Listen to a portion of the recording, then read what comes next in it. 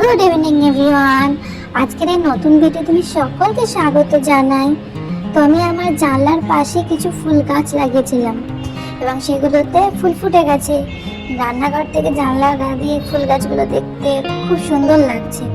তো চলো শুরু করা যাক আজকে আমার মিনি কিচেনের নতুন রেসিপি।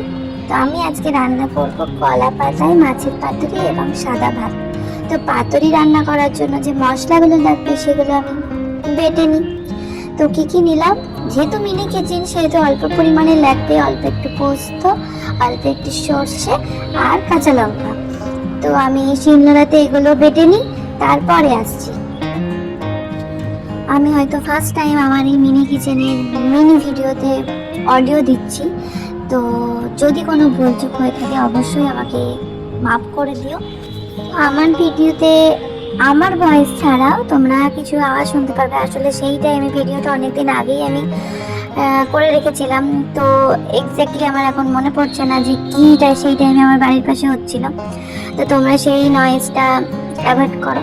তো মাছগুলোকে আমি আগে থেকে ধুয়ে কেটে পরিষ্কার করে রেখে দিয়েছিলাম।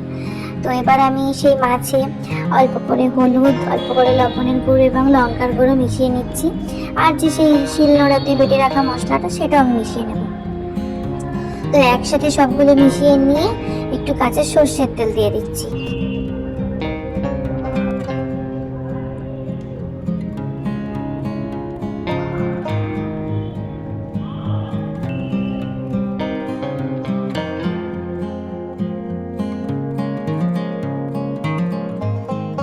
তারপর ভালো করে ম্যারিনেট করা মাছগুলোকে কলার পাতায় মুড়ে সুতো দিয়ে বেঁধে নিলাম। তারপর ছোট্ট উনুনের ছোট্ট চাটুতে অল্প একটু সর্ষের তেল দিয়ে আমি এই কলা পাতায় মোড়া মাছটাকে একটু ভাপিয়ে নিচ্ছি।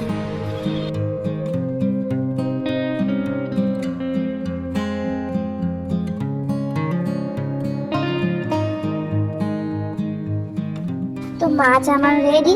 এবার আমি সাদা ভাত রান্না করবো, প্রথমেই বলেছিলাম। তো তার জন্য আমি যে হাঁড়িতে রান্না করব, এখন আমি যখন অডিও দিচ্ছি তখন আমার বাড়ির পাশ দিয়ে মাছ যাচ্ছে, তো তোমরা মেবি মাছ ডাকে যে সেই আওয়াজ পাবে।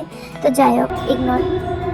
তো আমি জালটা ধুয়ে নিয়েছি পরিষ্কার করে, তারপরে আমি উনুনে বসিয়ে দিলাম এবং দেখতে দেখতে দেখো অলরেডি ঢাকা দিয়ে রাখার জন্য ভাত হাফ হয়ে গেছে।